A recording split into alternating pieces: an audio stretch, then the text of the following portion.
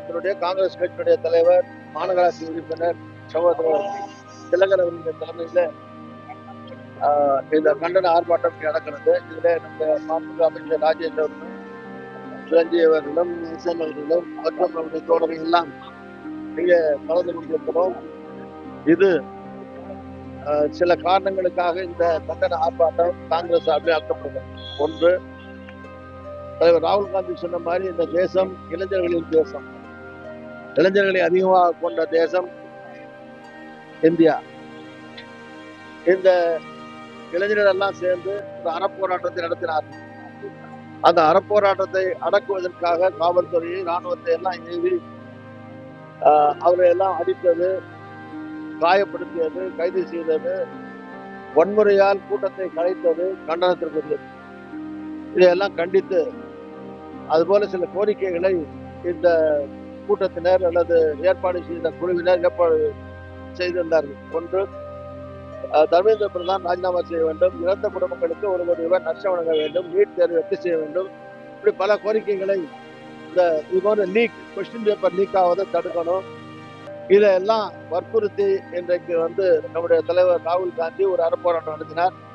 அவரை கைது செய்தது, அதில் கலந்து கொண்ட சகோதரி பிரியங்கா காந்தி அவர்களை கைது செய்தது, அவர்களை எல்லாம் கட்டாயப்படுத்தி வலுக்கட்டாயமா தூக்கி வேனில் போட்டுலாம் கொண்டு ஒரு எதிர்கட்சி பார்க்காம ஜஸ்ட் லைக் தேட் நடத்தியது அன்டெமோக்ராட்டிக்.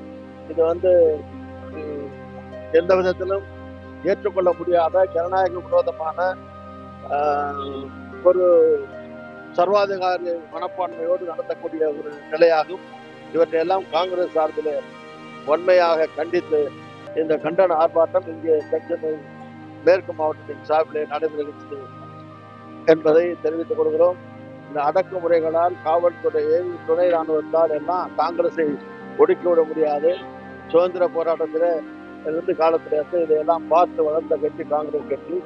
இதற்கெல்லாம் காங்கிரஸ் அஞ்சாது துணிச்சலான தலைவராக, மோடி எதிர்க்கிற வல்லமை படைத்த, சர்வ வல்லமை படைத்த தலைவராக திகழக்கூடிய எதிர்கால பிரதமர் ராகுல் காந்தி இப்படியெல்லாம் அச்சுறுத்தி பயமுறுத்தி பணிய வைக்க முடியாது என்பதை தெரிவித்துக் கொண்டு இந்த உரையை நிறைவு செய்கிறோம்.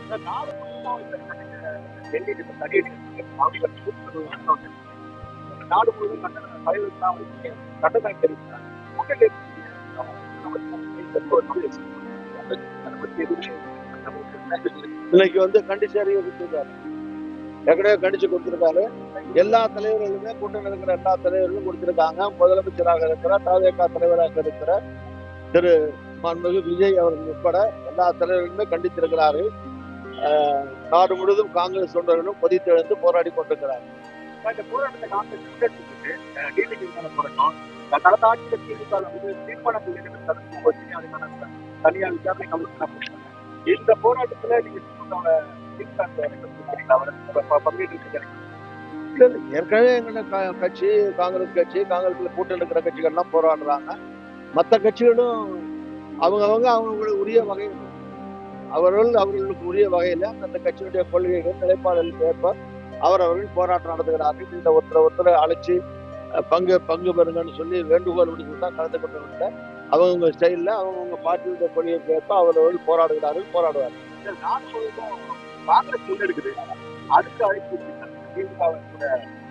அதாங்க நாடு முழுவதும் காங்கிரஸ் இருக்கு. நாடு முழுவதும் காங்கிரஸ் இருக்கு. அதனால நாடு முழுவதும் காங்கிரஸ் போராட்டம். சில கட்சிகள் எங்கெங்க இருக்காங்களோ அந்தந்த மாநிலங்கள்ல அவங்க போராட்டம் நடத்துவாங்க. எல்லாரும் நாடு முழுவதும் போராட்டம் பண்ண முடியுமா? நாடு முழுவதும் இருக்கிற கட்சி தானே நாடு முழுவதும் போராடலாம். காங்கிரஸ் நாடு முழுவதும் இருக்கு, போராடுது. திமுக போட்ட மாநில கட்சிகள் அந்த மாநிலங்கள்ல போராடுறாங்க. நாடாளுமன்றத்தில் அதிகள் தமிழ்நாடு பொறுத்த வரைக்கும் திமுக தான் நாடாளுமன்றத்தில் அதிக அமைப்புல இருக்கும். நாடாளுமன்றத்துல காங்கிரஸ் தான் கூட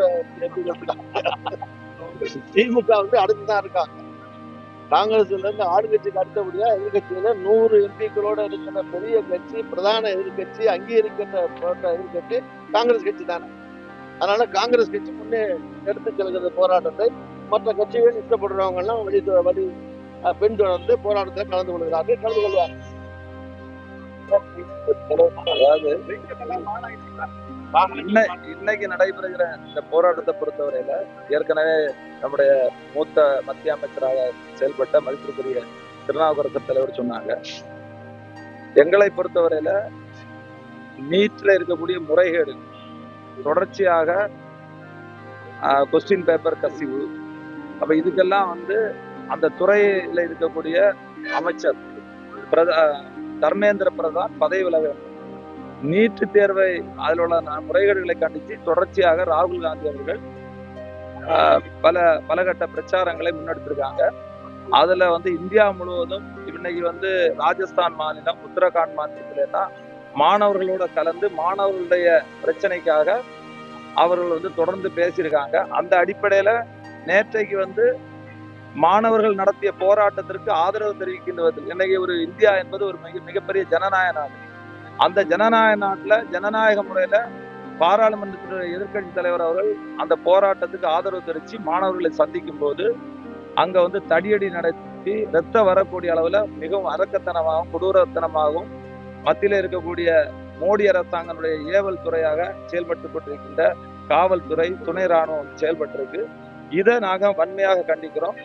இதுதான் எங்களுடைய முக்கியமான அம்சம். எங்களை பொறுத்தவரையில் நீட்டு தேர்வே வேண்டான்னு சொல்றோம். காரணம் என்னன்னா, கிராமப்புற மக்கள் இன்னைக்கு உங்களுக்கு படிச்சு அவங்க நீட்டு தனியார் பயிற்சி நிறுவனங்களுக்கு அதிகப்படியாக கட்டணம் கொடுத்து படிக்கக்கூடிய சூழ்நிலை கிடையாது. ஏற்கனவே இருக்கக்கூடிய கல்வி முறை போதும். 12ஆம் வகுப்புல இருக்கக்கூடிய மார்க் அடிப்படையில எங்களுக்கு மருத்துவ படிப்பு போதும் தான் எங்களுடைய நிலைப்பாடு. ஆகையால் எங்கள் தலைவர் ராகுல் காந்தியுடைய கைதை கண்டித்து தமிழ்நாடு முழுவதும் மட்டுமல்லாமல் இந்தியா முழுவதும் காங்கிரஸ் கட்சியினுடைய கடையோடி தொண்டர்கள் பலவிதமான போராட்டங்களை முன்னெடுத்திருக்காங்க.